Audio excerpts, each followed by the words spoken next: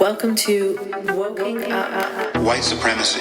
White supremacy is the fringe of the fringe. This is a mini-series brought to you by Polite Conversations.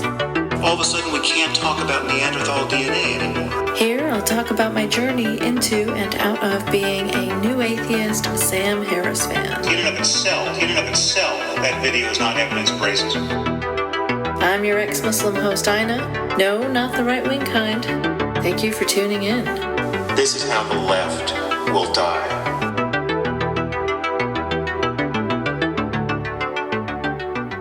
Hello again, lovely listeners. Are you ready for episode 6?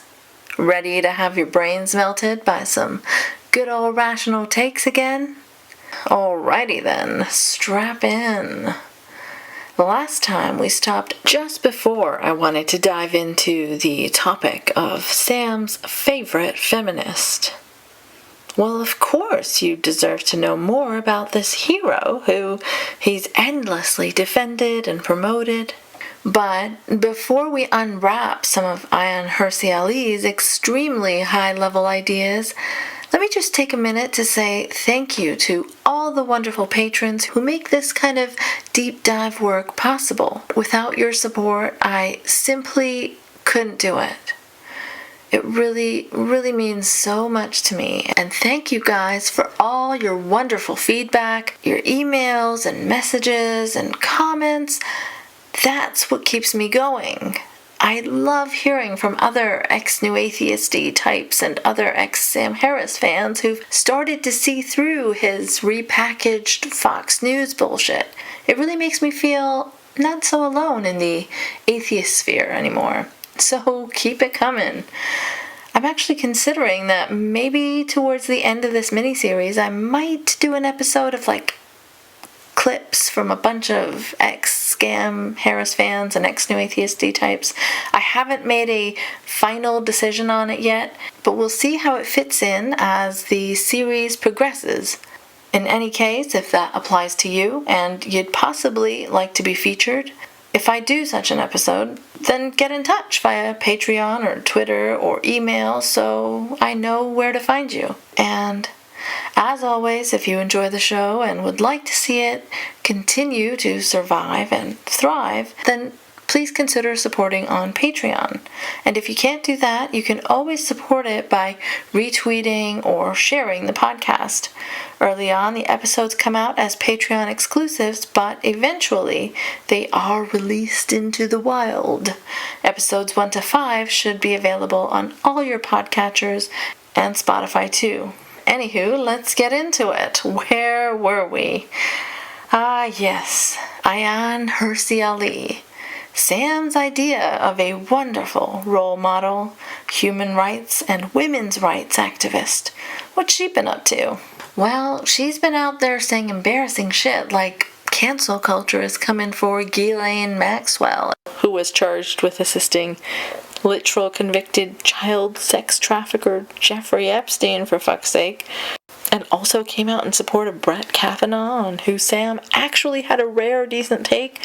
But since they love having difficult conversations so much, their reunion on Ayaan's podcast was spent criticizing the left and wokeness and Islam and various minorities.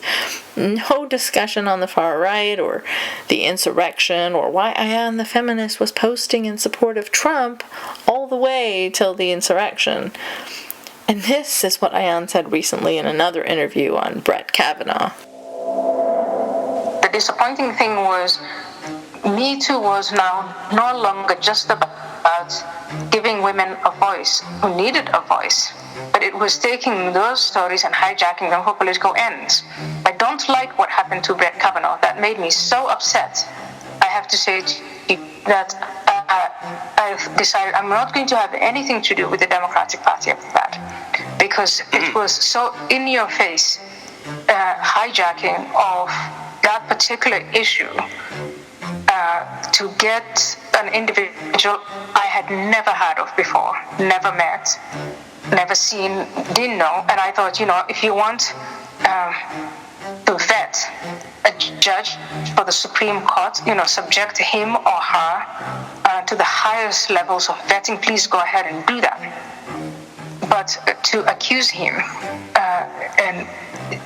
of gang rape, of the things that were going on then, I thought that's not good for women. It's not good for men. It's actually not good for a free society that prides itself on the rule of law.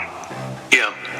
And it has intellectually actually scarred me, because I think of it as, wow, I thought these people are just really just as nasty as some of the politicians that we're supposed to in Africa. Not only that, but she's out there on Joe Rogan engaging in anti-lockdown, COVID downplaying bullshit. And she has the nerve to say that people shouldn't let the left invoke science because they are anti-science. Apparently, if you believe COVID is bad, you have to buy into transphobic nonsense too. But she isn't even internally consistent on that, because later in the conversation, she spends time downplaying the threats of COVID herself. Before you got me into your studio, you had me get tested for COVID as you did for others. That's objective truth. We have to get tested so that you and I both feel safe and we're here. So we can't, when it comes to science, we can't pick and choose and say, when it comes to certain things that suit me, I agree to objective truth and science. But then when the other things that don't suit me, when I want to pretend that there are 10 or 12 or 1,400 gender differences, in that case, science is racist. Racist? What? She gotten her anti-SJW talking points mixed up. In science is wrong, and there is no science. It's all about subjectivity.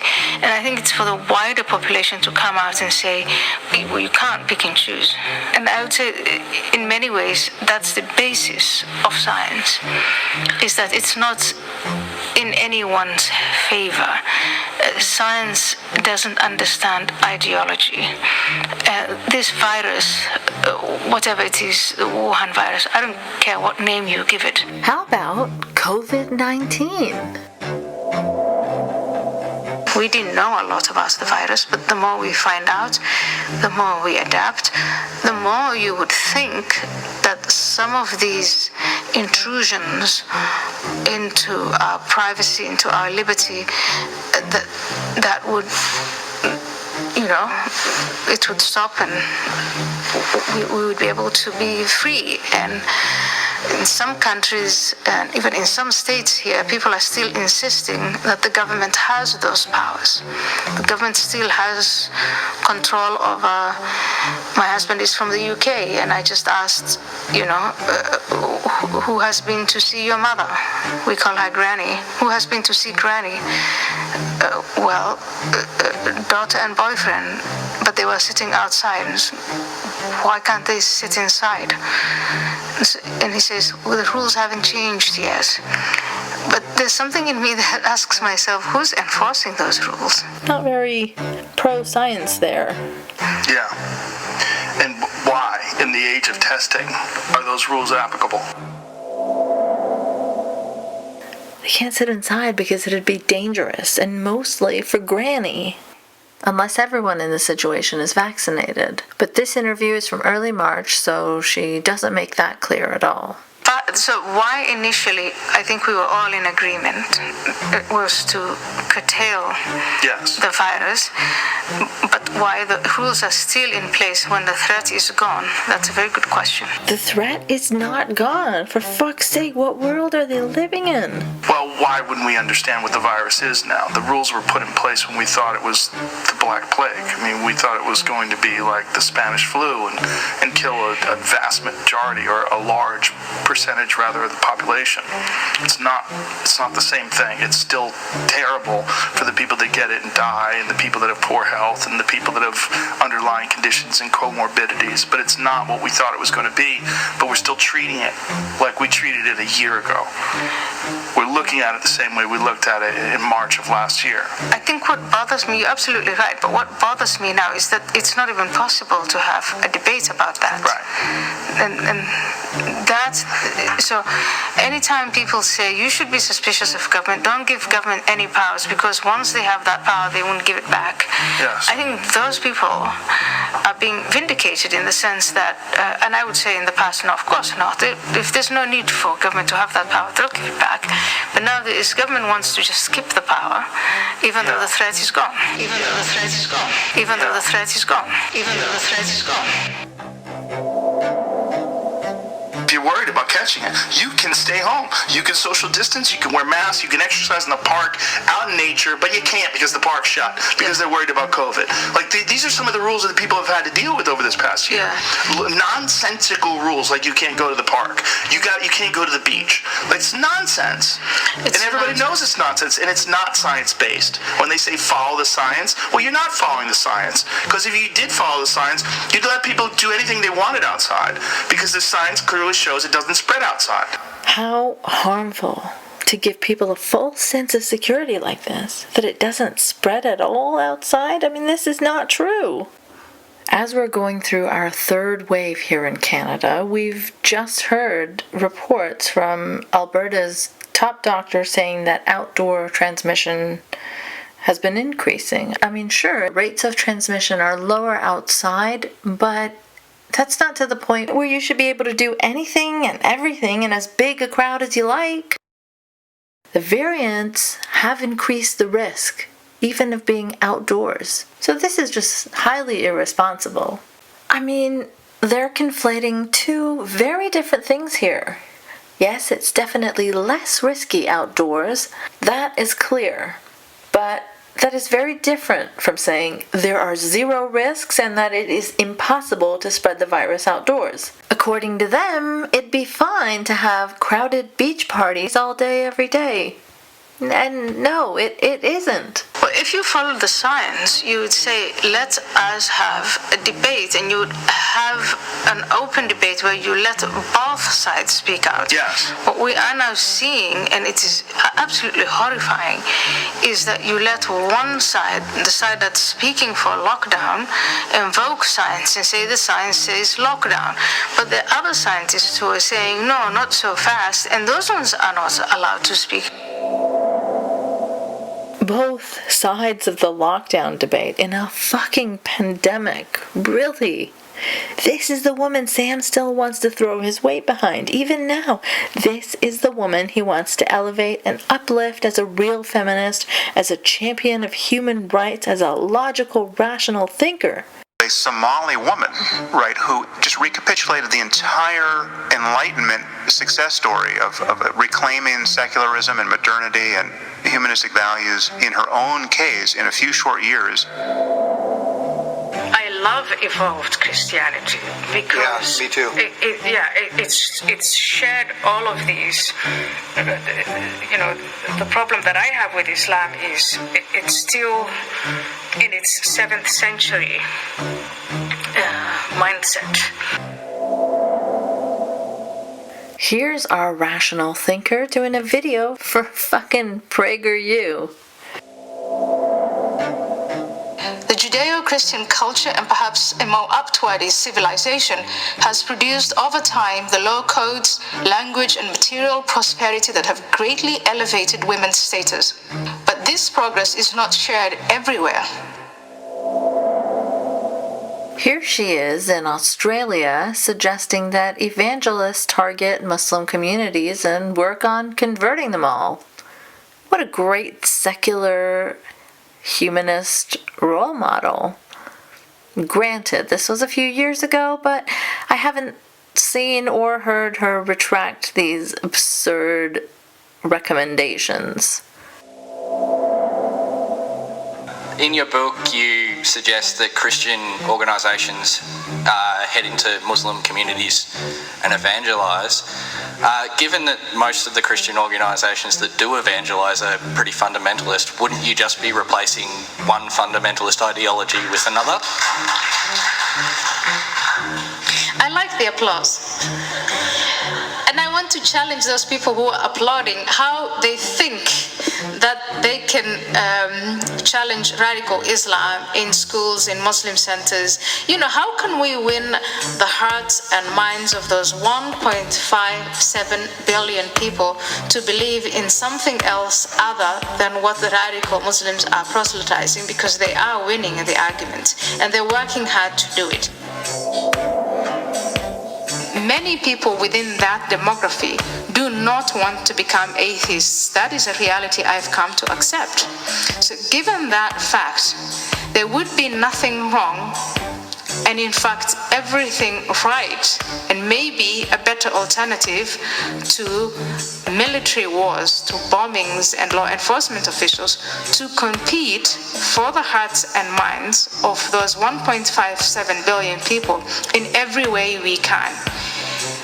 The Christian churches, the Catholic churches and the Protestant churches, the modern ones, are already established and know how to do that. And here she is on CNN. Perhaps it's better for Muslims to move away from Islam altogether and seek a different source of morality. Those who want a God should forsake Allah and find a God like Jesus Christ. You know, I'm not a Christian, but Christ, as he has evolved in the concept of the people who believe in him, has become this cuddly God who's all about love and paternity. And I think maybe for those Muslims, especially those who are seeking a better life coming to America, perhaps it's better for them not to just leave their home behind, but also their God behind. Just recapitulated the entire Enlightenment success story of reclaiming secularism and modernity and humanistic values. Secularism and modernity and humanistic values. Secularism and modernity and humanistic values. It's incredible, his inability to look at things critically because he's so blinded by ideology. He is everything he accuses the left of. And to briefly revisit the theme from last time, there's certainly no identity politics or anti-woke tribalism evident in the fact that he won't even care or acknowledge or specifically call out when so many of his own IDW pals have been spreading COVID conspiracies and dangerous misinformation, versus how he talks about scientists and public health officials who are apparently capitulating to wokeness because they expressed solidarity with BLM protests last summer. He has fear-mongered about those protests so many times on his podcast, and Reddit user Fubsy Gamer put it better than I could, so I'll just read out some excerpts from their post. I believe Sam is spreading misinformation and fake news about the consensus of science on BLM protests in the summer. Over the past 6 months, Sam has brought up the BLM summer protests multiple times as a place of cognitive dissonance in the public, and seems to almost always portray the scientific consensus in the same way. He claims that scientists feel like it was of absolutely no epidemiological concern, and that there was a breakdown of spreading valid public health information. Here are a couple of quotes of his. This one's from episode 207. Quote, "People have been unable to be with their loved ones in their last hours of life. They've been unable to hold funerals for them, but now we have doctors and public health officials and news anchors by the thousands signing open letters, making public statements saying it's fine to stand shoulder to shoulder with others in the largest protests our nation has ever seen." End quote. And now from episode 233. Quote, There were open letters signed by literally thousands of doctors and public health professionals in support of these protests, as though they posed absolutely no epidemiological concern. All of the right-wing protests were murderously irresponsible, right? They castigated the right over gathering, unmasked in public. But then we had protests from the left that were aligned with the political priors of most people in journalism, which were an order of magnitude larger and from apart from some more mask wearing, definitely looked riskier than anything that was happening on the right. And yet there was not only silence around this, there was absolute support from public health people. This was a complete breakdown of spreading valid public health information. End quote. And then Reddit user Fubsy Gamer goes on to say, I challenge Sam to read the open letter on his podcast and then read his own comments about the letter and tell himself he's not spreading misinformation. He is hugely mischaracterizing the contents and intention of the letter, which talks of social distancing, wearing masks, staying at home while sick, wearing face and eye protection, and alternate forms of protest. Here is an excerpt.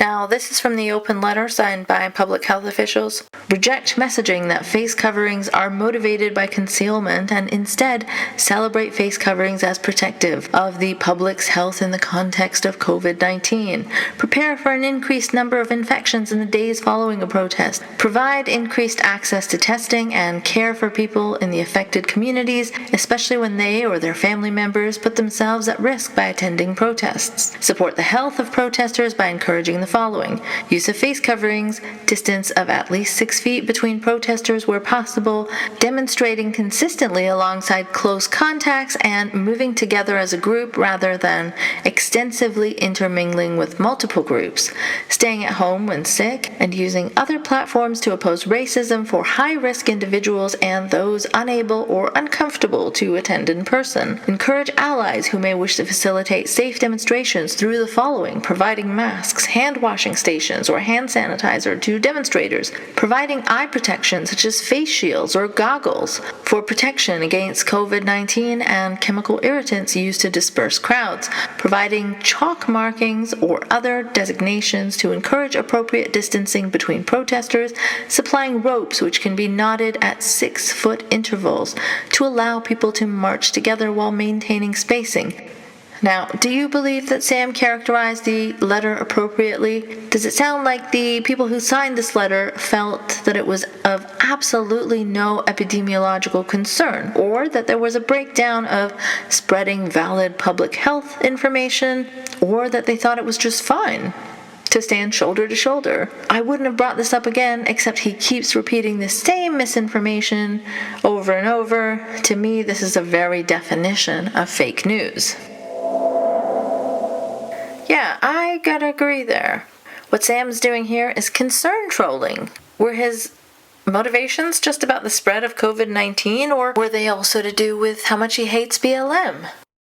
We can't know what's in his heart, of course, but his lack of real concern and lack of urgency regarding his own buddies spreading dangerous misinformation about the virus makes me think there might be some other motivations at play here. Now, we're lucky that because people were responsible and mostly masking up and outdoors, there weren't massive amounts of cases linked to those protests as far as I know, but it is absolutely untrue that public health officials weren't concerned about virus spread at all. And to compare people's attitudes to these racial justice protests to their attitudes to right-wing, anti-mask, anti-lockdown protests is really fucking bullshit, because one of these things is bad and a dangerous cause, and the other is a noble, important, urgent matter of life and death that people should have a different attitude about. And not to mention that many people on the left as well were legitimately concerned about the effects of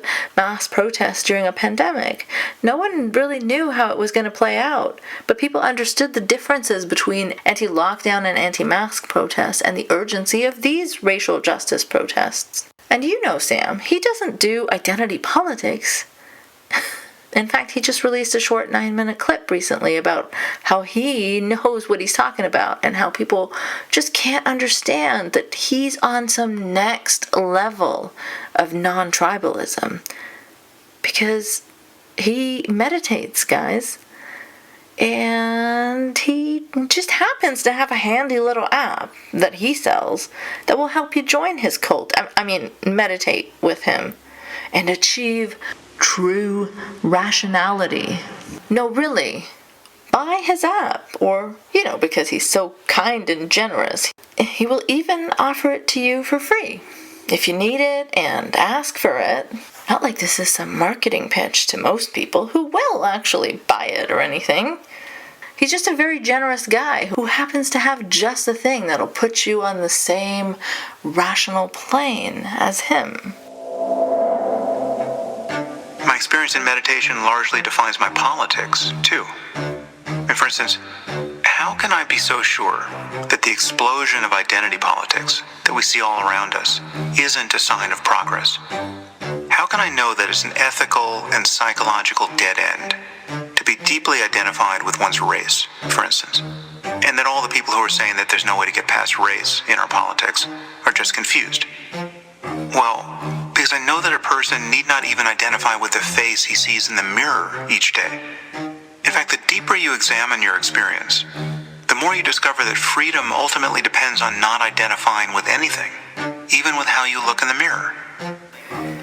You simple wokes cannot even begin to comprehend his magnificence. He is so beyond the identity politics of mere mortals that he's just a floating blob that doesn't even identify with his own face. How much more so is it unnecessary to identify with millions of strangers who just happen to look like you in that they have the same skin color? In light of what's possible, psychologically and interpersonally, in light of what is actually required to get over yourself and to experience genuine compassion for other human beings, it is a form of mental illness to go through life identified, really identified with one's race. It's just a bad dream. Of course, to say that as a white guy in the current environment is to stand convicted of racial insensitivity and even seeming indifference to the problem of racism in our society. Identifying with your race because you're discriminated and judged constantly and specifically based on that? Psh, weak. Float free in space like the wise one who, doesn't even experience racism like ever, so is totally qualified to lecture people on the subject. I mean, what greater symptom of white privilege could there be than to declare that we should just all get past race? That's a retort that I believe I can hear percolating in the minds of many listeners. Yeah, because it's true. He doesn't even attempt to respond to that. And most well-intentioned people have been successfully bullied by that kind of response. Aw, Sam, you're such a brave hero, challenging the woke orthodoxy of people who don't experience racism ever, probably maybe don't understand it as well as people who experience it on a daily basis. How much easier would it be to back down here and just say, sorry, I don't know what I'm talking about, I'm just a white guy? There are massive incentives to take that path. Yeah, definitely no incentives to being part of a far-right, sanitizing, race science reviving IDW that sold out auditoriums all over the world. But to insist upon the primacy of race is to be obscenely confused about human potential and about society's potential. And I'm not going to pretend to be unaware of that. Sure, if only we all had the luxury of ignoring race and moving past it. It sure would make things a lot easier if we could do that, except we're reminded every fucking day of racial inequality. It's not a choice people make, you dumbass. It's a response to how they're being treated out in the world. So when I'm talking about racial politics on this podcast, I am also talking about meditation, even though the topic would never come up in that context. And when some of my critics say that I'm just practicing my own version of identity politics, I'm in a position to say bullshit.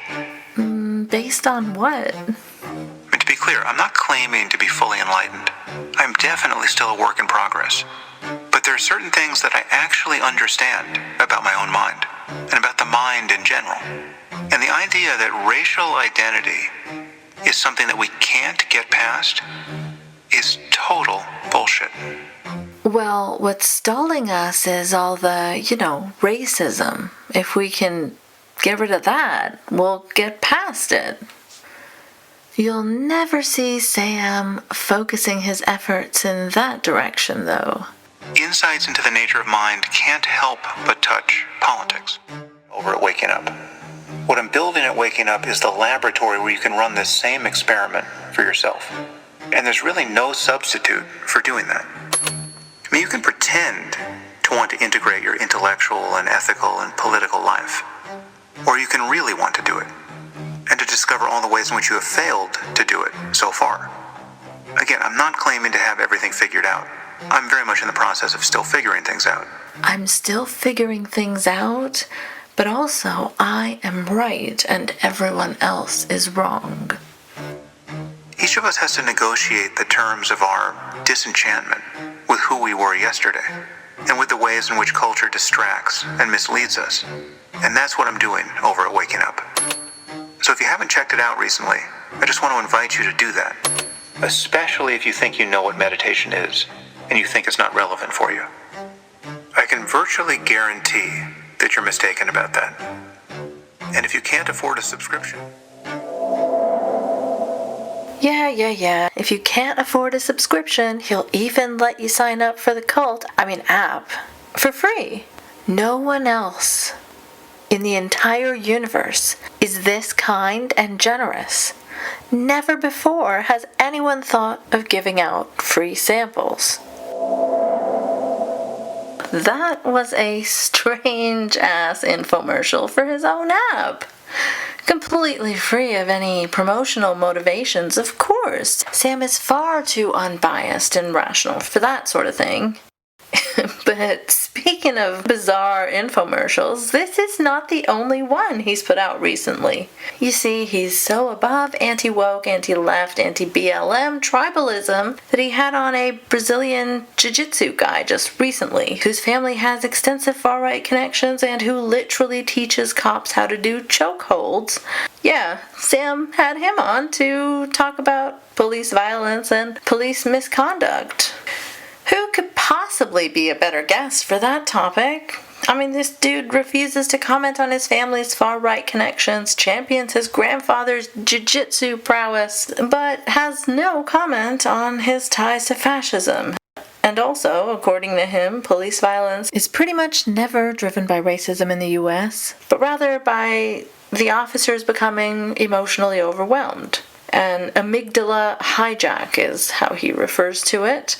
And this entire episode of Sam's was a 1 hour, 40-minute long advertisement for the guy's business.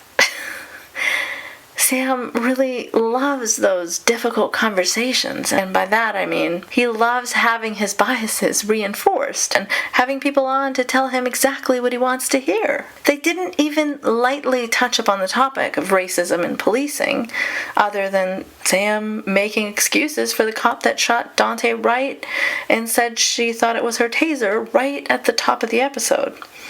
People are just misunderstanding the police again and again and again, you see. And you could understand things properly if you just bought his app. And the police could do better if they just had more Brazilian jiu-jitsu training and knew some more chokeholds. What a fucking conversation to have against the backdrop of all this police violence making the news right now. and the Derek Chauvin trial as well, which hadn't yet concluded when this conversation was bestowed upon the public. There's been the case of Dante Wright, a motorist who was shot and killed by a police officer in Minnesota. And this, if you've seen the video, it's about as clear as it can be that the police officer, Kimberly Ann Potter, thought she was drawing her taser when she was in fact drawing her firearm. And when she shot Dante Wright, she was horrified to discover that she had her gun in hand. As you'll hear, this is relevant because the police reliance on tasers is not without significant risk. In this case, risk of the extremely negative outcome of drawing your firearm by accident. But the overall picture here is that our police officers are shockingly ill-equipped to deal with the challenges they face. So when members of the general public believe they're witnessing the murderous sadism and racism of an oppressive police force, in many cases, that's not at all what's on display. That's not at all what's on display. That's not at all what's on display. That's not at all what's on display.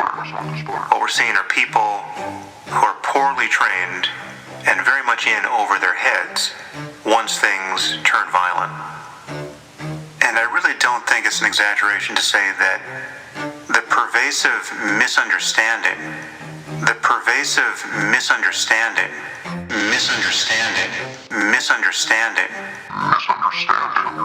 of what's happening here is tearing our country apart. Defending and making excuses for the cops in a way even Pat fucking Robertson didn't. On this issue, even Pat Robertson is to the left of Sam. Huh. Now, how she made the difference was she shot that poor guy to death, saying, "This is what I thought. This is what I thought was my taser." And if you can't tell the difference in the feel of those things, it's crazy. Anyhow, she deserves. But I am pro-police, folks. I think we need the police. We need their servants, and they do a good job. But if they don't stop this onslaught, they cannot do this. The police in Virginia picked up a lieutenant in the Army and began to give him trouble. And our state police are highly trained. But why they don't stop this? And this thing is going on in Minnesota. But the Derek Chauvin, they ought to put him under the jail. He has caused so much trouble by kneeling on the death of George Floyd. It's just, on his neck. It's just terrible what's happening. And the police, why don't they open their eyes to what the public relations are? They've got to stop this stuff. But even the best cop, the best character, moral character, best values, the best cop on the planet, let's just say, the second they're in a situation that they are not prepared to handle non-violently, they're gonna handle it violently. By non-violently, he means chokeholds, by the way. Yeah, well, not only that, they have a duty to handle it violently. They have a duty to handle it violently. They have a duty to handle it violently. They have a duty to handle it violently. Because I want to come back to the one detail you brought into play here is that when you're dealing with a cop, there's always a gun on the table. I mean, this is something that people just simply do not have intuitions about. So when you see some of these videos where someone starts resisting arrest and they start, pushing a cop or, grabbing, the cop tries to restrain someone, tries to start cuffing someone, they start resisting, they start pushing back, it becomes a grappling match. Or, the guy's girlfriend runs up and grabs the cop to stop him from trying to cuff the boyfriend or whatever it is. Whenever you put your hands on a cop, this, in the cop's mind, very, very quickly has to be perceived as a fight for his or her gun. That's what will happen if you overpower the cop. In the cop's universe, that is a absolutely bright line that cannot be crossed. And yet in the thinking of so many people who just think they shouldn't be arrested for whatever reason, it just seems like fair play. It's like, if the cop pushes me, I can push him back, I can grab him, I can punch him. It's like, it's completely inappropriate for a cop at that point to draw his gun and shoot somebody. But the cop doesn't know what you're going to do if you knock him out, right? He has to assume the worst, at what you're going to do to him and to the rest of the public that he or she's pledged to protect. And so the presence of the cop's firearm changes everything.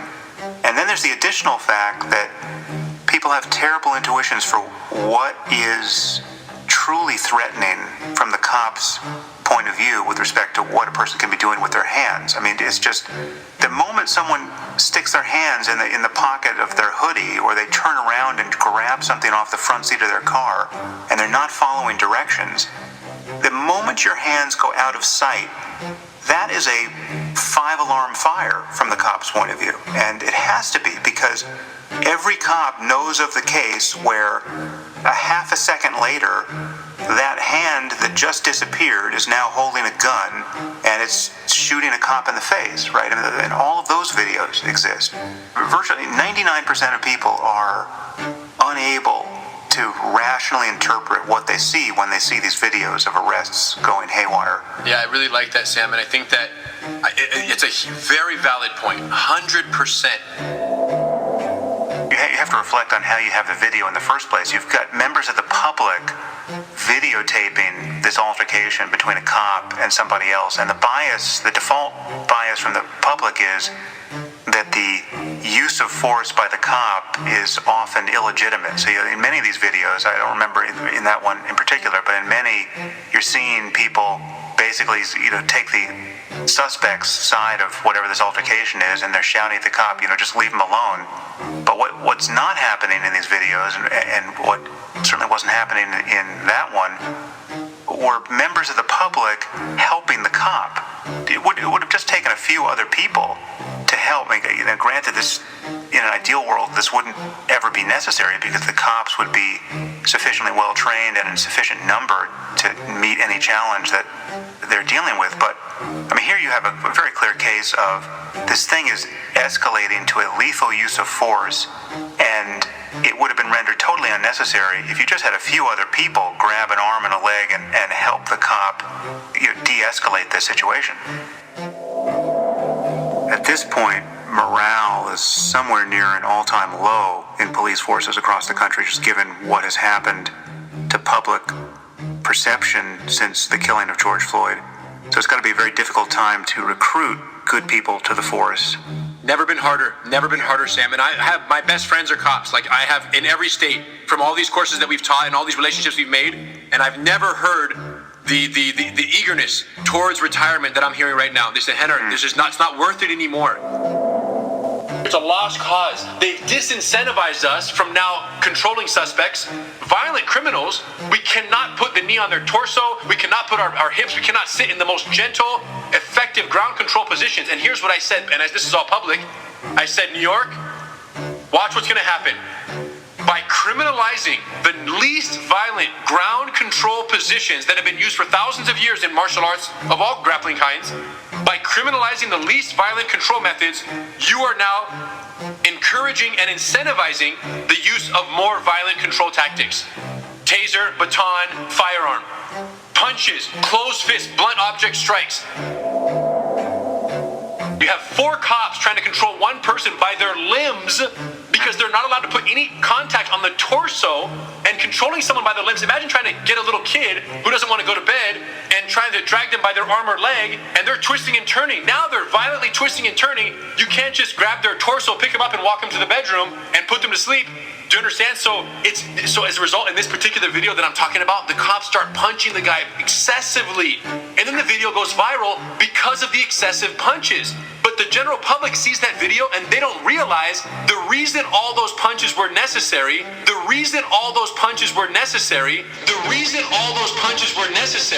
was because the officers were legally prevented from using more gentle mount controls. They wouldn't have required 5 officers if they knew basic mount. A stop. And now, because New York City's a lost cause, I'm setting my sights on being very vocal about how disastrous and how counterproductive this new bill has become, and warning other states that if they engage in this same type of reform, where you just strip officers from these nonviolent control tactics as really a gross overreaction to their aversion to neck restraints. Really, it all started with neck restraints, right? Oh, neck restraints, and then things happen, and there's videos go viral, and they say, okay, let's not do anything, even touch their torso, because the diaphragm, they can't breathe as easily when you're laying on their hips. And as a result of that, it's all downhill from there. This is when a person grabs someone, reaches around their throat with their arm from behind, and the crook of the elbow is now aligned with the subject's chin, and they are squeezing. It's called, as you say, it's somewhat erroneously called a choke. It's actually a vascular blood restraint. It's somewhat erroneously called a choke. It's actually a vascular blood restraint. It's somewhat erroneously called a choke. It's actually a vascular blood restraint. You're cutting off the circulation through the carotid arteries, and after about 6 seconds or so, the person loses consciousness. How dangerous has that proved to be over the course of, given what you know? Every single day, millions and millions of vascular neck restraints are applied at the, hundreds of thousands of schools around the world that teach jiu-jitsu. Like this is the safety from a statistical point. You could not. I don't know, 0.00001%. I don't know, and it doesn't mean that it hasn't happened, of a reported death in practice, right, by someone who knows what they're doing, who has any degree of training with this, right? This is normally we hear of death when it's used egregiously by someone who doesn't know when to let go. So the amount of pressure and the duration of time that is necessary for someone to die from the use of a vascular neck restraint is substantial. Now, of course, when you consider drug, alcohol use, other medical conditions, those can play a part, but by and large, the technique has been deemed safe, right? In all the studies that have taken place, and just anecdotally throughout the country and throughout the world in regular practice of martial arts, these are used all the time. What an appropriately timed conversation, eh? If only cops knew more Brazilian Jiu-Jitsu chokeholds and mounts, maybe so many wouldn't have far-right sympathies and racist views and end up disproportionately targeting black people. Really, the sad thing here is that apparently in New York, they've been prevented from making contact with a suspect's torso. And that's what made all those excessive punches, quote-unquote, necessary. I'm no martial arts expert, but downplaying the potential dangerousness of a chokehold, especially when there are so many variables at play with a suspect versus a much more controlled and less stressful martial arts situation, is just so irresponsible.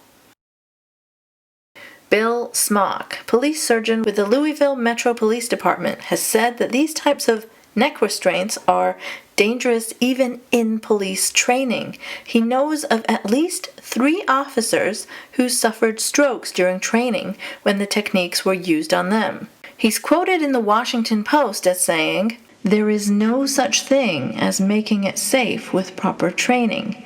Any pressure to the neck is dangerous and can cause serious physical injury, rips to the artery, damage to the internal organs, stroke, and death.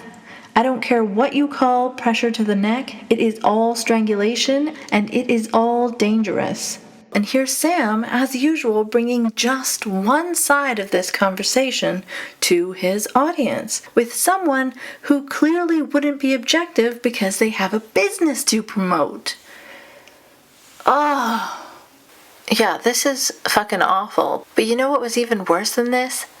Sam's horrendous takes from right after the murder of George Floyd, who in fact wasn't killed because of a baton or a gun or a taser or excessive punches. But let's revisit Sam's take from back then. Now, I don't know anything about Derek Chauvin, the cop who knelt on his neck. It's quite possible he's a terrible person who should have never been a cop. He seems to have a significant number of complaints against him, though as far as I know, the details of those complaints haven't been released. And he might be a racist on top of being a bad cop.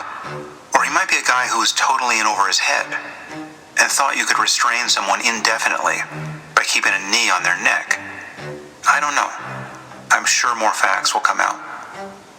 But whoever he is, I find it very unlikely that he was intending to kill George Floyd. I mean, think about it. He was surrounded by irate witnesses and being filmed. Unless he was aspiring to become the most notorious murderer in human history, it seems very unlikely he was intending to commit murder in that moment. You see the fucking excuse making here? How is this relevant? So what if he didn't wake up and think, oh yeah, I want to murder someone today? Or what people are upset about is that he did murder someone. It's possible, of course, but it doesn't seem like the likeliest explanation for his behavior. What I believe we saw in that video was the result of a tragic level of negligence and poor training on the part of those cops. Or terrible recruitment, right? It's possible that none of these guys should have ever been cops. I think for one of them, it was only his 4th day on the job. Just imagine that. Just imagine all the things you don't know when you're a new cop. Will someone think of the cops, please, in the George Floyd situation? And it could also have been a function of bad luck in terms of Floyd's underlying health. It was reported that he was complaining about being unable to breathe even before Chauvin pinned him with his knee. And the truth is, the knee on his neck might not have been the only thing that caused his death. Right? It could have been the weight of the other officer pinning him down. This is almost certainly what happened in the case of Eric Garner. It seems that half the people on Earth believe they witnessed a cop choke Eric Garner to death in that video. That does not appear to be what happened. When Eric Garner is saying, "I can't breathe," he's not being choked. He's being held down on the pavement by several officers. Now, being forced down on your stomach under the weight of several people can kill a person, right? Especially someone with lung or heart disease.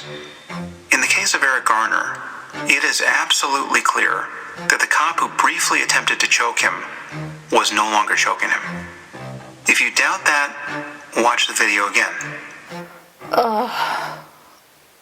Fuck. I have no words. Now, I obviously have no idea what was in the minds of the cops in Minneapolis. And perhaps we'll learn more at trial. And perhaps there'll be a tape of Chauvin using the N-word in another context. And that'll bring a credible allegation of racism into the case. This fucking guy and his theme of literal N-word tapes as proof of racism. Remember this take from a few episodes ago? In Trump's case, I'm more or less sure that he is guilty as charged, but again, the question is, are these utterances evidence of the crime? And so what utterances are ones that fall into the... I mean, I'm curious, what has Trump said that makes you think he's a racist? The thing that's truly dispositive for me is that I believe I know to a moral certainty what he's like behind closed doors, right? And I know that the Apprentice tapes exist and that you can hear him using the N-word with abandon, not, like it's linguistics class and he's talking about the power of the word, but he's using it because that's what he calls black people when he's, totally unguarded. So I guess I would be worried about setting the bar at, you have to be a celebrity who's taped on camera repeatedly using the N-word, and anything short of that is not... That's not the bar. Anyway, back to his views on Chauvin and BLM. And it seems to me that Chauvin is going to have a very hard time making sense of his behavior. But most people who saw that video believe they have witnessed with their own eyes, beyond any possibility of doubt, a racist cop intentionally murder an innocent man. That's not what that video necessarily shows. As I said, these videos can be hard to interpret, even while seeming very easy to interpret. And these cases, whether they have associated video or not, are very different. Michael Brown is reported to have punched a cop in the face and attempted to get his gun. As far as I know, there's no video of that encounter. But if true, that is an entirely different situation. If you're attacking a cop trying to get his gun, that is a life and death struggle, almost by definition, for the cop. And in most cases, it will justify a lethal use of force. And honestly, it seems that no one within 1,000 miles of Black Lives Matter is willing to make these distinctions.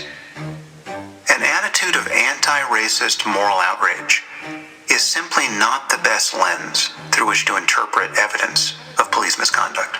I've seen many videos of people getting arrested, and I've seen the outraged public reaction to what appears to be the inappropriate use of force by the cops. One overwhelming fact that comes through is that people, whatever the color of their skin, don't understand how to behave around cops so as to keep themselves safe. Ah, yes, if only people understood how to behave better than cops. Please subscribe via patreon.com/nicemangoes to hear the full episode.